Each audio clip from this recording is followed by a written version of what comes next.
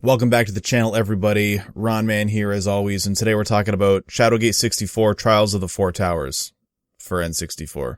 Clearly.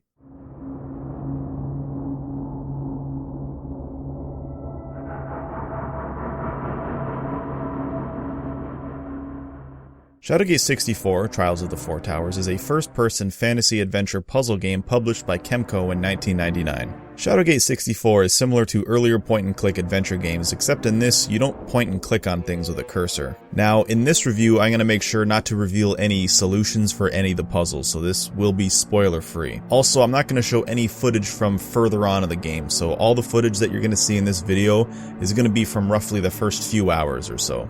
In Shadowgate 64, you play as a halfling named Del Cottonwood, who's the sole survivor of a caravan raid. Del gets captured and is imprisoned within Castle Shadowgate in the kingdom of Kaltorlin. Inside a dank prison cell, awaiting execution, is where your journey begins. Your goal is to escape Castle Shadowgate. Throughout the game, you'll discover that 100 years prior, a fierce battle raged, and Lakemere, along with Lord Jer, were able to defeat the Warlock Lord. In the present day, it is discovered that someone is attempting to resurrect the Warlock Lord. And guess what? Along with escaping from Castle Shadowgate, stopping the Warlock Lord's resurrection is added to your goals. The game begins in the prison cell, and your first puzzle is how to escape. I think the controls work really well in this game. You walk with the C buttons and look around with the control stick. You're able to walk and roam around freely. Pressing A will allow you to examine your environment, open doors, and use items. You're able to pick up items and use them in different areas. This is required for solving puzzles, as most puzzles require you to use an item. Some items are even useless and are just thrown in the game to make things more confusing. Pressing B will bring up the inventory screen. Pressing R will show you the map, though it's not helpful inside towers. Pressing Z allows you to crouch. You'll encounter many NPCs who offer clues or exposition. One of the biggest strengths of Shadowgate 64, in my opinion, is the atmosphere. The locations, the music, the graphics, and the story all do such a great job at creating a world that really does feel cold, isolated, gloomy, and haunted. Ultimately, it's your job to access the four towers and solve the puzzles. According to different NPCs, not a single person has stepped foot in these four towers since the battle 100 years ago. And to me, it really does feel like that. I remember the first time I entered the first tower in this game, I actually felt like, wow, no one's been in here in like 100 years. Also, this game is pretty obscure and appeals to a very small and specific crowd, so knowing that not many gamers have played this game I think helps to add to the feelings of bleak isolation. This game is by no means a horror game, but I remember feeling pretty creeped out on my first playthrough. You'll encounter ghosts, and sometimes they appear suddenly and unexpectedly. There were a few times where I was actually startled. There's also some unnerving, subtle moments where the presence of a ghost is implied. I talked to my brother recently, who's a couple years younger than me, and we got to talking about video games, and somehow Shadowgate 64 was brought up, and he admitted that he was actually genuinely terrified by this game. Specifically the part where you find a corpse in a coffin. He said that this left an impression on him. So yeah, this game can be quite spooky, but again, it's by no means a horror game.